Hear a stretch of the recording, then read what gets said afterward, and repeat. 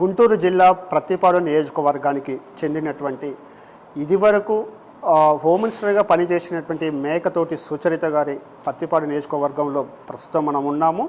గుంటూరు డివిజన్లోని గుంటూరు మహానగర పాలక సంస్థకు సంబంధించినటువంటి 27వ డివిజన్ కార్పొరేటర్ రాజ్యలక్ష్మి చల్ల రాజ్యలక్ష్మి గారు మనతో పాటు ఉన్నారు. తన రాజకీయ నేపథ్యం ఏమిటి, తను మహిళ అయినప్పటికీ కూడా రాజకీయాలలో రాణిస్తున్నారు, అందుగల వెనక ఉన్నటువంటి ఎవరు ప్రోత్సహించారు, ఇందులోకి రావడానికి కారణాలు ఏంటి, తను కార్పొరేటర్గా ఉన్నటువంటి ప్రాంతంలో ఎటువంటి అభివృద్ధి చేశారు, రాబోయే ఎలక్షన్లకు ప్రజలకు ఏ విధంగా సహాయ సహకార పార్టీ పరంగా ఎటువంటి సహాయ సహకారాలు అందిస్తున్నారు, పార్టీ బలోపేతం కోసం ఎటువంటి ప్రయత్నాలు చేస్తున్నారు అడిగి తెలుసుకునే ప్రయత్నం చేద్దాం. మేడం నమస్తే. మీరు ఒక మహిళగా ఎట్లా ఇటు రాజకీయ నేపథ్యం ఏంటి, మీరు రాజకీయాల్లో రావడానికి కారణం ఏమిటి? ముందు మా మామయ్య గారు ప్రెసిడెంట్గా చేశారండి 10 ఏళ్ళు. తర్వాత అత్తయ్య గారు చేశారు 5 సంవత్సరాలు. ఇప్పుడు మామయ్య గారి హయాంలోనే ఎస్సీ కోటా కింద వస్తే 5 ఏళ్ళు ఈయన అనుకుంటు నడిపించారు. ఆ నేపథ్యంలోనే 10 ఏళ్ళు మనకి మున్సిపాలిటీ ఎలక్షన్ జరగలేదు. నెక్స్ట్ ఫస్ట్ కార్పొరేటరు మా ఇంట్లో నుంచి అవ్వాలని కొంచెం ఉత్సాహంగానే మేము ముందుకు వచ్చాం. దానికి పెద్దల సహకారం కొంచెం తక్కువగా ఉండటం వలన ఇండిపెండెంట్గా పోటీ చేసి వైసీపీ మీద గెలిచి మళ్ళీ వైసీపీకే వెళ్ళిపోయాము.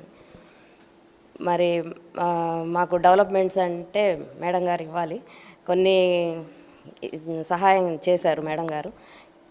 మీకు అంటే ఈ ప్రత్తిపాడు నియోజకవర్గానికి సంబంధించినటువంటి ఇదివరకు హోమ్ మినిస్టర్గా చేసినటువంటి మేకతోటి సుచరిత గారు ప్రాతినిధ్యం వహిస్తున్నటువంటి ప్రత్తిపాడు నియోజకవర్గం ఇది.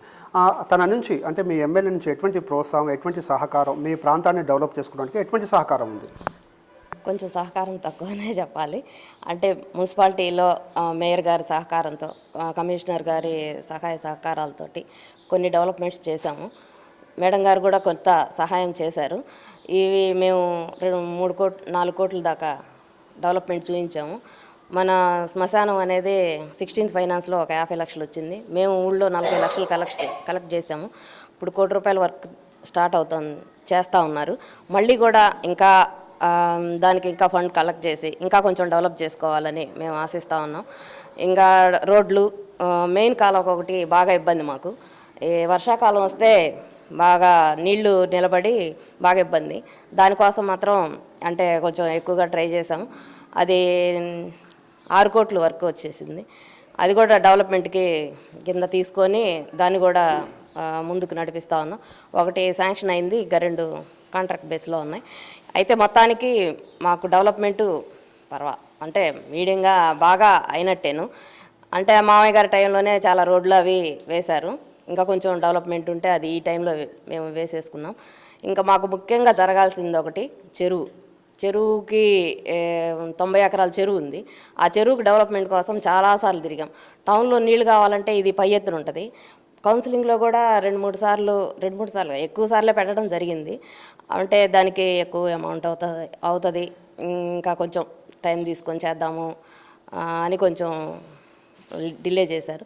అది కనుక మనకి చేస్తే 90 ఎకరాల చెరువు అంటే దాన్ని కరెక్ట్గా తీసుకొస్తే హైదరాబాద్ ట్యాంక్ బండ్లాగా అయ్యిద్దని నా ఉద్దేశం. అది పెద్దలకు కూడా చెప్పడం జరిగింది. ఎలక్షన్ అయిపోయినాక చూస్తామని చెప్పారు. అది గనక చేస్తే మాకు ఇంకా ఇక్కడ డెవలప్మెంట్కి ఇంకా అసలు తిరుగుండదు. ఇంకా నల్లపాడు డెవలప్మెంట్ అనేది ఇంకా అదొక్కటే బాగా, ఇంకా అదొక్కటి చేస్తే కానీ మాకు పూర్తిగా 90% ఇప్పటికి అయింది. ఆ చెరువు ఒక్కటి చేస్తే ఇంకా 100% పూర్తి అయినట్లు లెక్క. అదొక్కటి మాత్రం చేయాలని కోరుకుంటా ఉన్నాను. మీరు కార్పొరేటర్గా ఎన్నికై 3 సంవత్సరాల కాలం పూర్తి చేసుకున్నారు. ఈ 3 సంవత్సరాల కాలంలో మీకు ఈ జర్నీ వైఎస్ఆర్సీపీలో కొనసాగడం సంతృప్తినిచ్చిందా? ప్రజలకు సేవ చేయడంలో పలానా రోజు నేను ఆ పని చేశాను అనే ఒక ఆత్మసంతృప్తి, అదేవిధంగా మీకు బాధ కలిగించినటువంటి సన్నివేశాలు ఎప్పుడైనా ఎదుర్కొన్నారా? ఒక మహిళ అంటే రాజకీయాలు రాణించడం అంటే అది కొద్దిగా ఇబ్బందికర పరిస్థితులు నెలకొని ఉంటాయి. అలాంటి సన్నివేశాలు మీరు ఎప్పుడైనా ఎదుర్కొన్నారా? అంటే లేడీ బయటికి పోవడం అనేది కొంచెం చిన్న ఇబ్బందులు అయితే ఉంటాయి. అయితే నేను పెద్దగా ఇబ్బంది ఏం లేదు. నాకు బయటికి వెళ్ళిన ఊళ్ళో కానీ బాగా సహకరిస్తూ ఉంటారు. ఇండిపెండెంట్గా గెలిచినా కానీ ప్రతి ఇంట్లో మా ఇంట్లో అమ్మాయి గెలిచింది అనే, ఇప్పుడు నేను బయటికి వెళ్ళానంటే ప్రతి ఒక్కళ్ళు పలకరించి ఆప్యాయంగా, మా మీద ఓడిపోయిన వాళ్ళు కూడా ఆప్యాయంగా పలకరించి మమ్మల్ని బాగా ఇది చేస్తూ ఉంటారు. అట్లాంటి నేను పెద్దగా ఇబ్బంది ఏమి ఎదుర్కోలేదు. అందరూ నన్ను సహకరిస్తూనే ఉంటారు. బయటికి వెళ్ళినా సరే, కార్పొరేషన్లో అయినా సరే, ఒక మన ఇంట్లో అమ్మాయిగా నన్ను స్వీకరిస్తూ ఉంటారు. అట్లాంటిది ఇంకా నాకు ఎక్కడ ఇబ్బంది అనేది తక్కువే అని చెప్పాలి. ఇంకా ఊళ్ళో డెవలప్మెంట్ అనేది జగనన్నే చేస్తూ ఉన్నాడు. మేము చేయక్కర్లా, మేమేమి ప్రత్యేకంగా చేయక్కర్లా. జగన్మోహన్ రెడ్డి గారే చాలా వరకు ఆయనే చేస్తూ ఉన్నారు. ఇంకా మా దాకా అవకాశమే లేదు. ఇంకా మేము ఏదైనా చేయాలి అని ఇంకేదన్నా లోటుపాట్లు ఏమన్నా ఉంటే 1, 2 జరుగుతూ ఉంటే అది ఎక్కడైనా సహజం. ఇంకా అంతకన్నా ఏం లేదు, బాగా జరిగినట్టే. ఇంకా డెవలప్మెంట్ అనేది మేము చేయగలిగింది ఇంకా అంతకన్నా ఏం లేదు. కాకపోతే ఒకటి, అక్కడ ప్రెగ్నెంట్ లేడీ కానీ చిన్నపిల్లలు కానీ మన ఇంట్లో పనికి వస్తారు. నిన్న ఒక చిన్న పాపను ఎత్తుకున్నాను. అంటే ఎంత సంపూర్తిగా ఉందంటే ఆ అమ్మాయి, మన ఇళ్లల్లో బాగా ఫుడ్ పెట్టిన అమ్మాయి ఎట్లా ఉంటుందో అంత హెల్తీగా అంత బాగా ఉందంటే, నువ్వు పని చేసుకుంటా ఈ పిల్లని ఇంత బాగా సాగుతున్నావు అంటే, డైలీగా మాకు ప్రెగ్నెంట్ టైం కాడి నుంచి ఫుడ్డు, అంగన్వాడీ వాళ్ళ అవి ఫుడ్డు అది బాగా అందుతున్నాయి. ఎగ్స్ అందుతున్నాయి, మంచి ఆహారం పిల్లలకి కాడి నుంచి, డెలివరీ కాడి నుంచి అన్నీ అందుతూ ఉన్నాయి. అందుకే మా అమ్మాయి ఇంత హెల్తీగా ఉంది అని చెప్పింది. ఇంకా మరి ఈసారి ఎవరికేస్తామని ఓటు అడిగాను. ఇంకెవరికమ్మా, జగన్మోహన్ రెడ్డి గారికి. మమ్మల్ని ఇంత బాగా అర్థం చేసుకుని పేదల కోసం చేస్తున్నారు కాబట్టి ఆయనకే ఓటేస్తాను ఖచ్చితంగా చెప్తా ఉన్నారు. మరి కార్పొరేటర్గా మీరు ఎన్నికల్లో పోటీ చేసే టైంలో ఎందుకు ఇండిపెండెంట్గా చేయాల్సి వచ్చింది? ఎందుకు అప్పుడు పార్టీ మీకు అవకాశం కల్పించలేదా? ఇప్పుడు ప్రజెంట్ మరి వైఎస్ఆర్సీపీకి రెబల్గా వేశారు, మళ్ళీ ఇప్పుడు వైఎస్ఆర్సీపీ పార్టీలో కొనసాగుతున్నారా, ఇండిపెండెంట్గా కొనసాగుతున్నారా? ఆ రోజు ఎందుకు బరిలో రెబల్గా ఉండాల్సి వచ్చింది? అది మధ్యలో గ్యాప్ రావడమేనండి. మేము పార్టీకి కొంచెం దూరంగా ఉండటం. ఊళ్ళోకి వచ్చేసరికి ఎక్కడైనా ఎవరైనా ఇంకా వీళ్ళు మంచి చేశారు, వీళ్ళకైతే ఎవరైనా ఇంకా ఎక్కడైనా మనం సొంత ఇంట్లోకి వెళ్ళినట్టే వెళ్ళొచ్చు, మన పనులు చేయించుకోవచ్చు, వీళ్ళకి అవకాశం ఇస్తే మన ఊరు బాగుపడిద్ది అనే ఒక కారణం మీద మాకు ఓటేశారు. పైన సీట్ ఇవ్వడంలో వాళ్ళు కొంచెం అంటే ముందు వాళ్ళు ఎక్కువగా తిరుగుతూ ఉండబట్టి పార్టీలో వాళ్ళకి ఇవ్వాల్సి వచ్చిందని మేడం గారు చెప్పారు. అయితే ఇక్కడ ఎవరైనా ఇంకా ఇండిపెండెంట్గా గెలిచినా మేమే గెలుస్తామని చెప్పేసి మాకు ధీమాతోటి మేము ఇండిపెండెంట్గా చేసాం. వెంటనే వైసీపీలోకి వెళ్ళిపోయాం. మరి ఇప్పుడు ఎలక్షన్లు, అసెంబ్లీ ఎన్నికలు, పార్లమెంట్ ఎన్నికలు సమీపిస్తున్నాయి. పార్టీ సంస్థాగతంగా 27వ డివిజన్ పరిధిలో మీరు పార్టీ బలోపేతానికి ఎటువంటి చర్యలు తీసుకుంటున్నారు, ఎటువంటి ప్రణాళికలు రచిస్తున్నారు, మీ ఎమ్మెల్యేను గెలిపించుకోవడానికి ఎట్లా సమాయత్తమవుతున్నారు? అది ఊరు కన్వీనర్లను పెట్టాము, ఇంకా వాళ్ళతోటి సహకరించుకొని ఊళ్ళో ప్రజలతోటి అందరితో సహకరించుకుంటూ ముందుకు నడుస్తూ ఉంటామండి. ఎవరు మాకు ఇక్కడ అంటే డౌట్ అనేది లేదు. మాకు ఈ పార్టీ రాదు, ఈ పార్టీలో వ్యతిరేకత ఏమైనా ఉంది అనేది మా డివిజన్లో లేదు. అందుకే మేము కొంచెం రిలాక్స్గానే ఉన్నాం. అయితే బాగా గడప గడప తిరగటం కానీ చేయటం కానీ ప్రతి ఒక్కళ్ళని కనుక్కోవడం కానీ చేస్తూనే ఉన్నాం. ఇంకా సార్ వస్తే తిరిగి చేస్తూ ఉండాలి. ఇంకా అంటే ఎంత ఎక్స్పెక్టేషన్ చేస్తున్నారు? గత ఎన్నికల్లో మీ ఎమ్మెల్యే అభ్యర్థి మేకతోటి సురచరి గారు గెలిచారు. అంటే దానికి ఆ మెజార్టీ కంటే ఈసారి ఎక్కువ మెజార్టీ రావడానికి ప్రయత్నం చేస్తున్నారా? ఎంత మెజార్టీ ఎక్స్పెక్ట్ చేస్తున్నారు?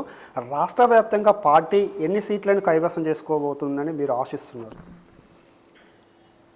ఎన్ని సీట్లు అనేది మేము అంటే 170 ఎవరైనా ఆశించేది అదే, గట్టిగా ఆశపడుతున్నాం మేము. కాకపోతే ఇక కొంచెం ఏదో అసంతృప్తి అని బయటకు వస్తూ ఉంది. కానీ ప్రతి ఒక్కరిని కదిలిస్తే మేము జగన్మోహన్ రెడ్డి గారి ఫ్యాన్సే అంటూ ఉన్నారు. మళ్ళీ బయటకు వచ్చేసరికి అది ఎక్కడ ఫాల్ట్ అనేది తెలియట్లేదు. ఈసారి మాత్రం మాకు ఓటింగ్ పెరిగిద్దని ఆశిస్తూ ఉన్నాను. ఈ నల్లపాడు డివిజన్కి పోయినసారి ఎలక్షన్కి 2000 ఓటింగ్ వచ్చింది, 1900 చిల్లర వచ్చింది. ఈసారి 2500 దాకా ఎక్స్పెక్ట్ చేస్తూ ఉన్నాం. డెవలప్మెంట్ అంటే జగన్మోహన్ రెడ్డి గారిని చూసి ఇంకొంచెం ఓటింగ్ పెరిగిద్దని అనుకుంటా ఉన్నాం. చెల్లా రాజలక్ష్మి గారు ఇంకొద్దిగా ఉన్నతమైన రాజకీయ జీవితంలో ఉన్నతమైన స్థాయిని ఎక్స్పెక్ట్ చేస్తున్నారు. ఇప్పటికే రాజకీయ ప్రస్థానంలో ఉన్నారు, ప్రజాక్షేత్రంలో ఉన్నారు.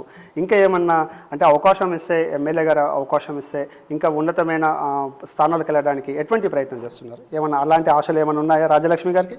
లేదండి, మేము ఇంకింతటితోటి విరమించుకోవాలనే కోరుకుంటా ఉన్నామండి. అంటే ముందు ఏదో బాగా సేవ చేసాము పెద్ద ఆయన గారి ఆశీస్సులతోటి.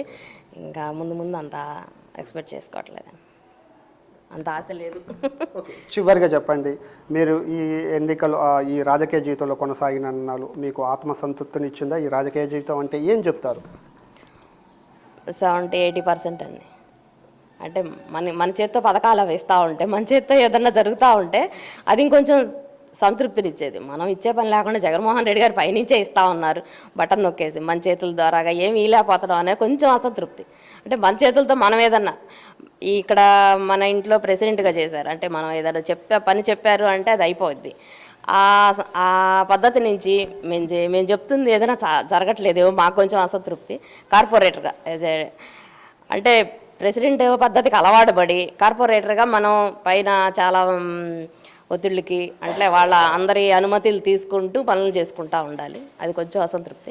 కాకపోతే మాకెవరు ఎదురు చెప్పింది లేదు, మాకెవరు అడ్డం చెప్పింది లేదు. మనం ఏదన్నా తీసుకెళ్ళినా లేళ్లపరెడ్డి గారు కానీ, మేయర్ గారు కానీ, సుచరిత గారు కానీ ఎవరైనా మనకు అనుకూలంగానే ఉండేవాళ్ళు, అనుకూలంగానే చేసేవాళ్ళు పనులని. ఇంకా మాకు చెరువు ఒక్కడ చేసి పెడితే మాకు ఇంకేం అవసరం లేదండి. ఆ చెరువు అక్కడ కోసం చూస్తూ ఉన్నాం, ట్రై చేస్తూ ఉన్నాం. మా హయాంలో చెరువు ఒక్కడే బాగు చేయాలని కోరుకుంటా ఉన్నాను.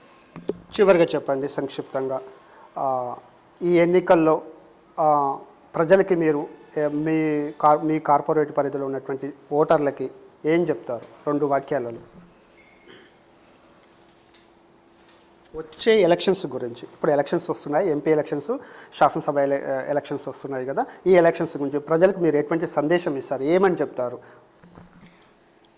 మన ముందు పిల్లల భవిష్యత్తు బాగుండాలి అంటే జగనన్నకు ఓటేయాల్సింది. మళ్ళీ జగన్మోహన్ రెడ్డి గారు సీఎం అవ్వాల్సిందే. మేము సిద్ధం, మా టీం సిద్ధం జగన్మోహన్ రెడ్డి గారికి.